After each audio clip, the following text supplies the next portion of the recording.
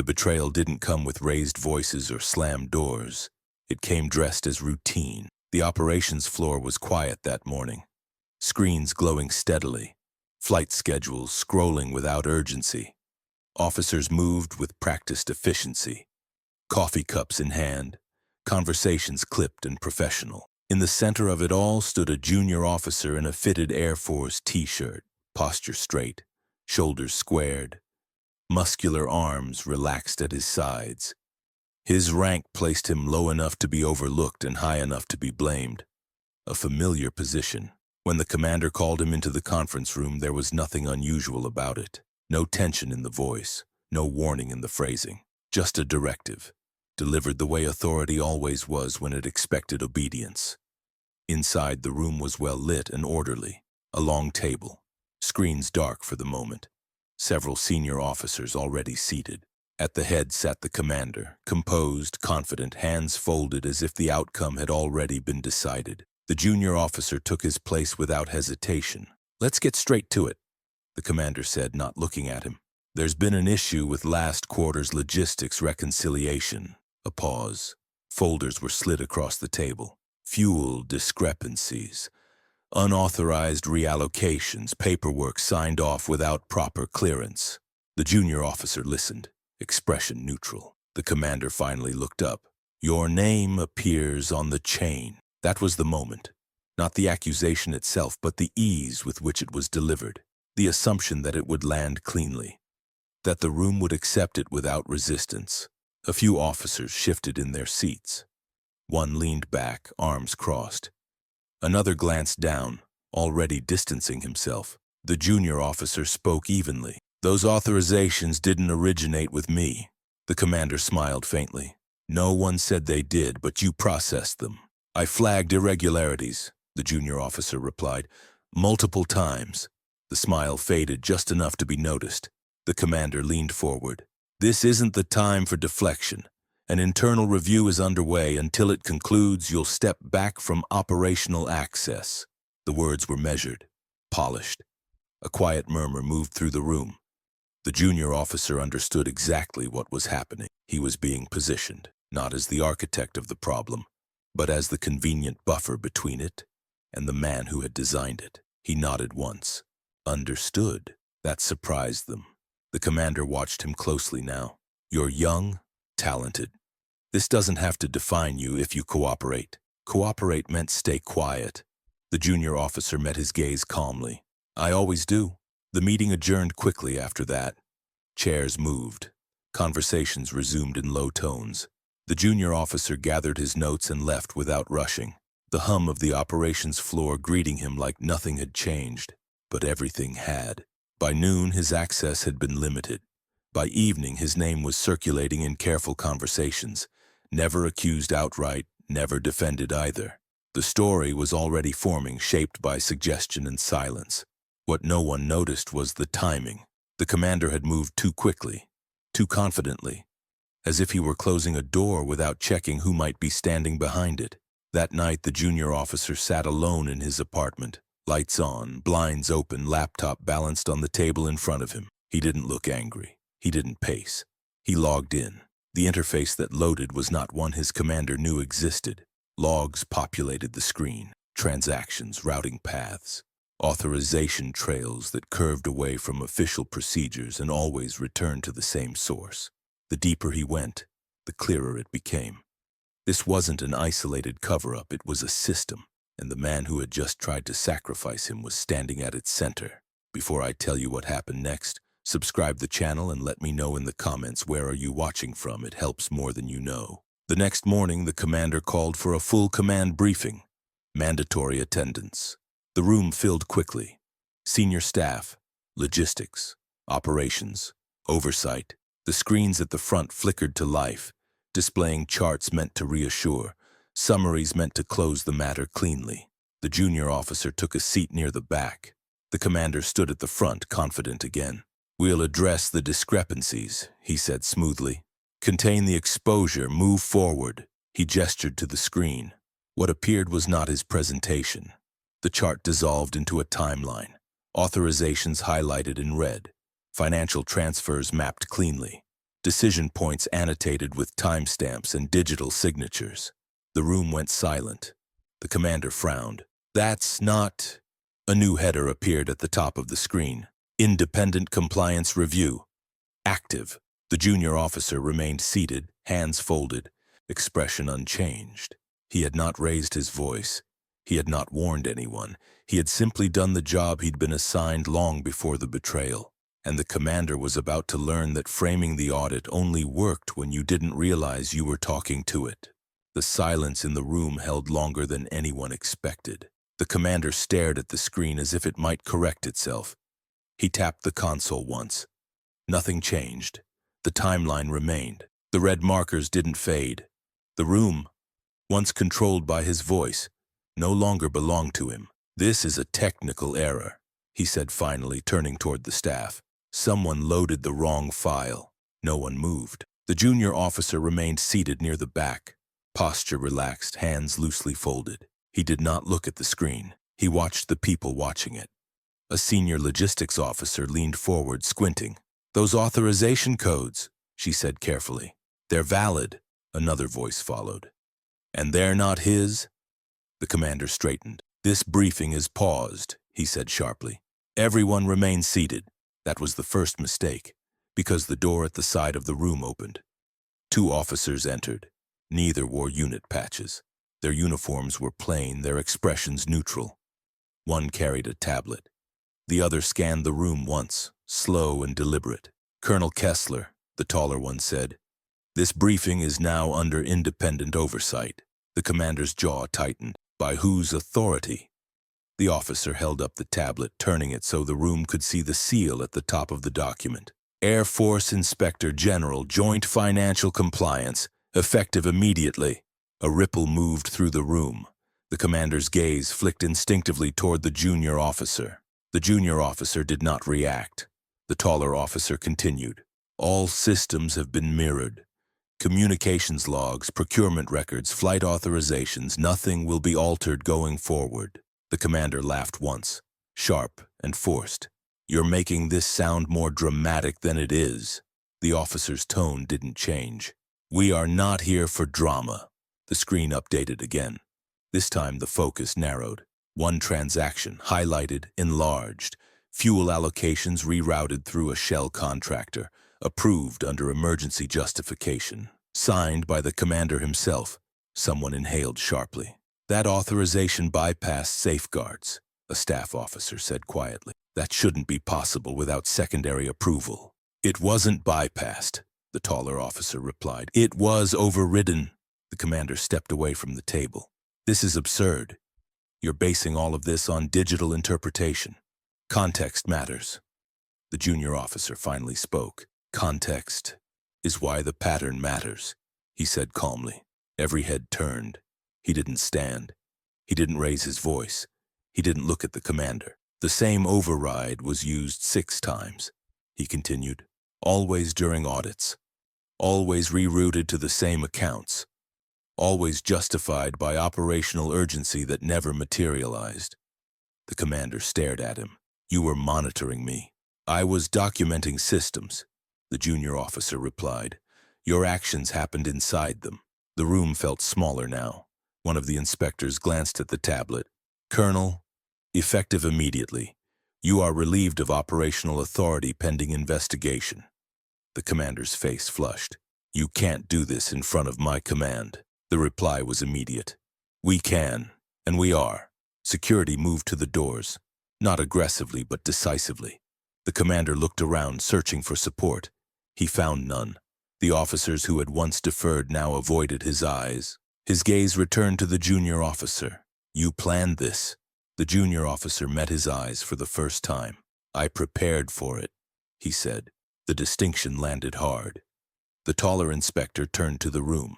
"This review began before today, before the accusation, before the attempt to reassign responsibility." The implication was clear. The betrayal hadn't been the beginning.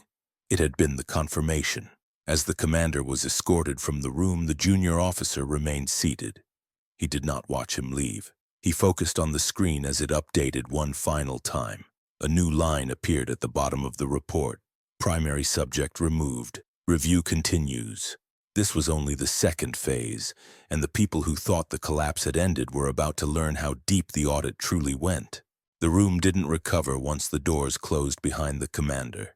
People shifted in their seats, uncertain where to look now that the center of gravity had vanished. A few officers stared at the screen as if it might explain what they had just witnessed. Others studied the junior officer with a new kind of caution, measured, searching, recalibrating. The taller inspector took control without ceremony. "This review remains active," he said.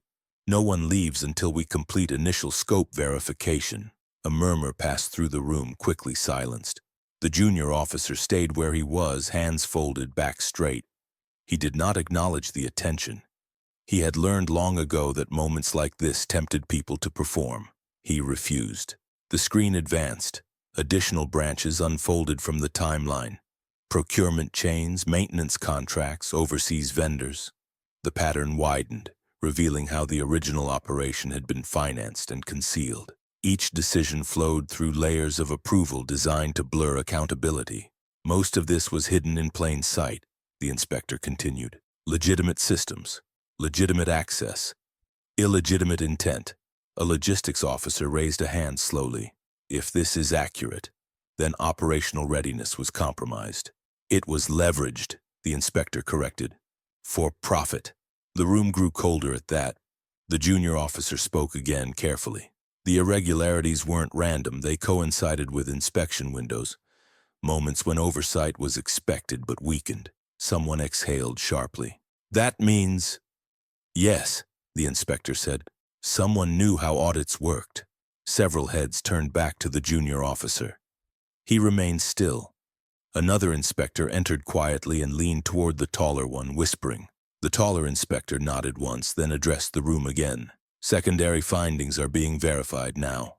Until then, all financial operations are frozen." A senior operations officer frowned. "That will ground assets."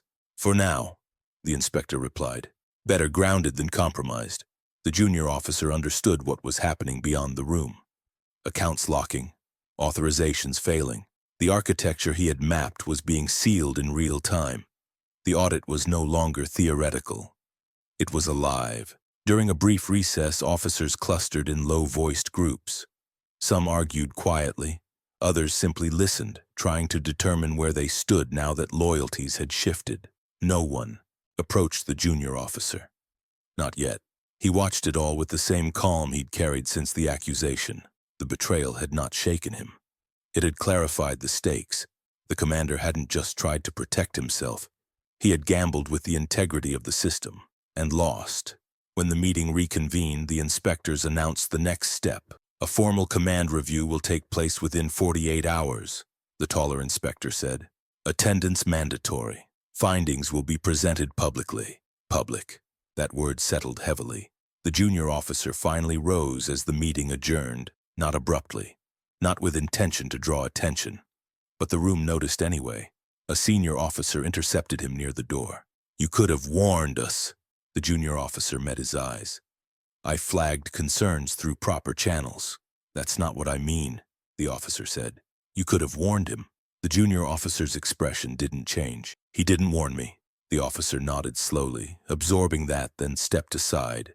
Outside, the operations floor buzzed with controlled urgency. Screens refreshed. Phones rang. Orders were rerouted. The junior officer walked through it untouched. That evening, he received a message on the same secure channel he had used the night before. "Proceed to final phase." He closed the laptop and leaned back, forearms resting on the table, muscles still, breath steady. The betrayal had failed. The cover-up had collapsed. But the true reckoning, the one that would make it impossible for anyone involved to hide behind procedure or rank, was still ahead. And this time, the entire command would be watching. The 48 hours felt longer than any deployment he could remember, not because of pressure, but because of observation. The base moved differently now. Conversations stopped when certain people entered rooms. Doors closed more carefully. Decisions that once sailed through approval channels were now paused, reread, questioned. Authority no longer traveled in straight lines. The junior officer kept his routine unchanged. He arrived on time, He trained as usual. He spoke only when spoken to. The same fitted Air Force t-shirt clung to his frame, sleeves rolled high, forearms corded with muscle, veins standing out beneath steady skin. He did not posture. He did not correct assumptions. He did not explain himself. People filled in the silence on their own. The commander's office remained dark. His name still appeared on some internal directories, but no one said it out loud anymore. It was as if the building itself was waiting to see how the story would end before deciding what to remember. On the morning of the review, security presence doubled, not openly, no barricades, no announcements, but enough to be felt. Inspectors moved through hallways with tablets and quiet authority. Doors that once opened freely now required escorts. The institution was bracing itself. The junior officer took his seat in the auditorium without ceremony. Rows of officers filled the room. Senior leadership, operations, logistics, oversight. This wasn't a briefing, it was an accounting. When the Inspector General stepped to the podium, the room settled instantly. "We are here to present findings," he said. "Not interpretations, not opinions, findings." The screen behind him lit up. The first slide showed a simplified diagram, clean, almost harmless. Arrows, boxes, flow paths. Then it expanded. Contracts appeared, shell vendors, emergency overrides. Funds rerouted under operational justifications that no longer existed. Each layer peeled back revealed another beneath it. This was not negligence, the Inspector General continued. It was orchestration. A low murmur spread through the room. The junior officer watched faces change as realization replaced denial. Officers who had nodded along in past meetings now sat rigid, replaying their own decisions in their heads. This system relied on two things, the Inspector General said: access, and the belief that no one inside it was watching closely enough. The screen shifted again. This time a timeline appeared, marked not by transactions but by reports. Flagged inconsistencies, repeated warnings, escalations logged and dismissed, all filed by the same junior officer. The room turned as one. He did not look back. "Those reports were reviewed," the Inspector General said, "and deprioritized by command." No name was spoken. None was needed. The Inspector General paused, then added, "The attempt to shift responsibility during the initial review is now understood as part of the concealment." That landed harder than any accusation. Several officers lowered their eyes. The individual who identified these patterns, the Inspector General continued, was not acting independently. He was assigned. A breath passed through the room. "Years ago," the Inspector General said, "and he was selected for audit liaison training. His role was to observe, to document, to remain operationally invisible unless activation was required." The junior officer remained still. The Inspector General concluded, "Activation occurred when concealment crossed into exposure." The room absorbed that in silence. This wasn't revenge. It was design. When the session ended, no one applauded, no one spoke. People filed out slowly, burdened by the weight of what they had just witnessed. Outside the auditorium, an officer stopped the junior officer. "You let him hang himself," the officer said quietly. The junior officer met his gaze calmly. "He chose the rope." That night, as the sun dipped behind the base and lights came on one by one, sealed notices were delivered across command. Suspensions, reviews, referrals. The fallout had begun. But the most consequential decision, the one that would define who fell and who survived, had not yet been announced, and when it came, it would not be subtle. The announcement came the next morning, not by email, not through rumor, by assembly. The base had not gathered like this in years. Operations halted, training schedules cleared, aircraft sat grounded longer than usual, crews waiting without explanation. When a command orders silence, the institution listens. Rows of personnel stood beneath clean hangar lights, ranks aligned, posture formal. The air carried tension. Not fear exactly, but anticipation sharpened by uncertainty. Everyone knew something had broken. No one knew how far the cracks went. At the front, a temporary podium had been placed beside the command insignia. The junior officer stood among the formation, exactly where his rank placed him. Not centered, not hidden, visible enough to be counted, forgettable enough to be underestimated by habit, if nothing else. Senior leadership arrived without ceremony, no speeches, no easing language. The Inspector General stepped forward first. "Effective immediately," he said, voice carrying cleanly across the hangar. "This command is under formal restructuring pending federal review." A ripple passed through the formation. "Several officers have been relieved of duty," he continued. "Others are suspended pending investigation." Names followed. Each one landed with its own weight. Some were expected, some were not. When the former commander's name was read, there was no reaction from the junior officer. None was needed. The consequences had already moved beyond him. Then came the pause, the kind that signals a shift. "The following appointment," the Inspector General said, "has been authorized under Oversight Directive and Counter-Fraud Authority." He turned slightly. "The junior officer assigned to Audit Liaison Operations will be reassigned, effective immediately."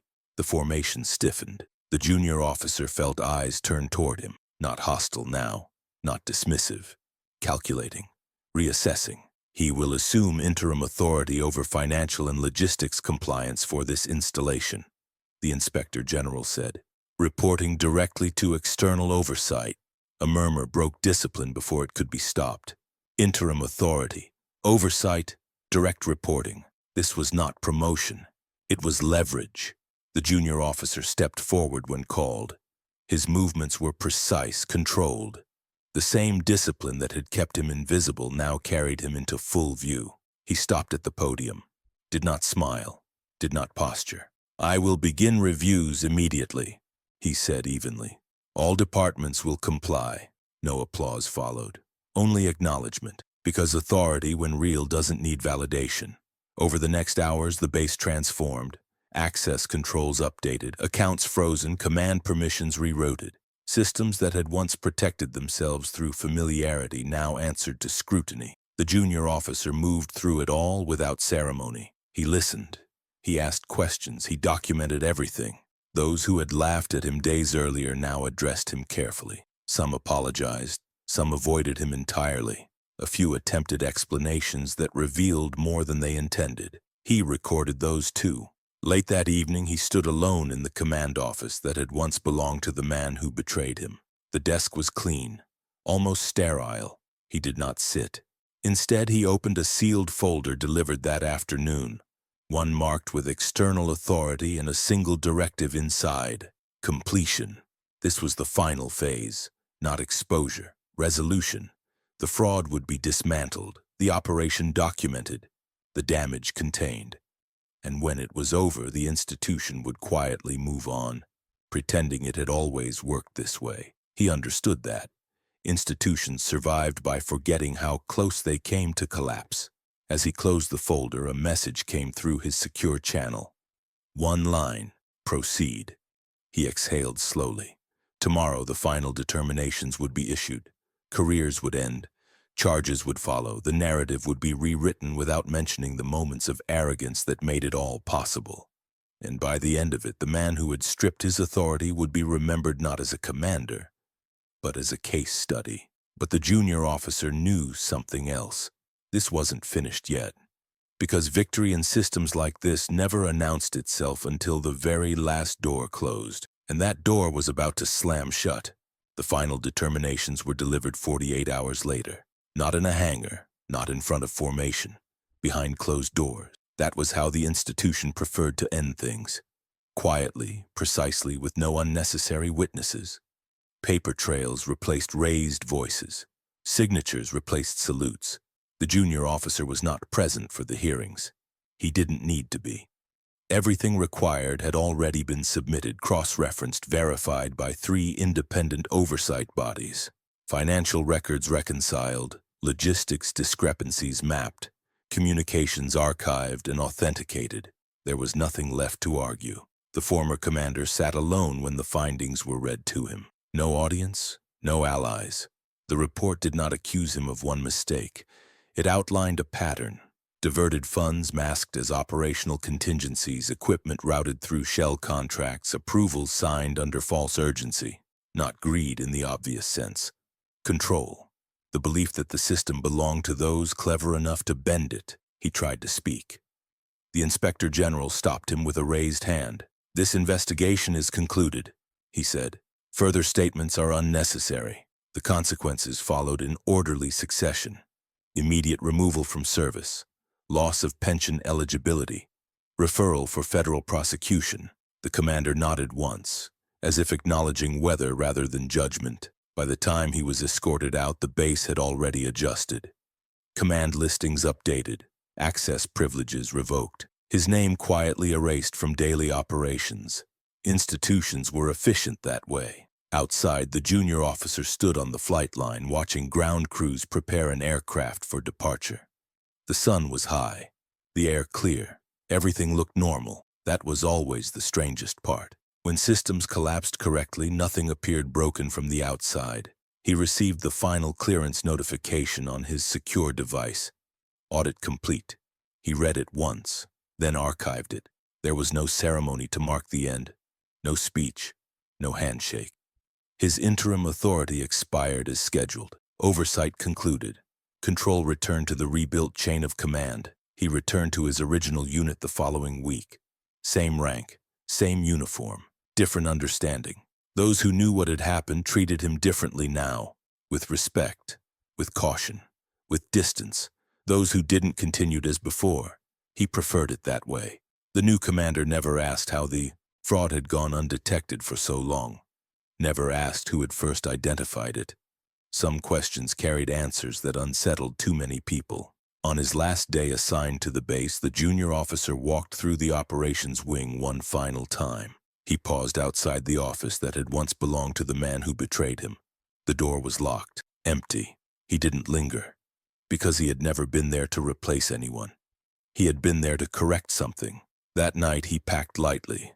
No trophies, no reminders, just the essentials. Before leaving, he received one final message through the same secure channel that had guided him from the beginning. "Well done." He did not reply. He never did. As his transport lifted off, the base grew smaller beneath him, receding into geometry and light. Another installation, another correction made quietly without applause. Somewhere below, a former commander was preparing for a very different future. And somewhere else, the system was already watching for the next fracture. The junior officer closed his eyes briefly, then opened them again. Ready.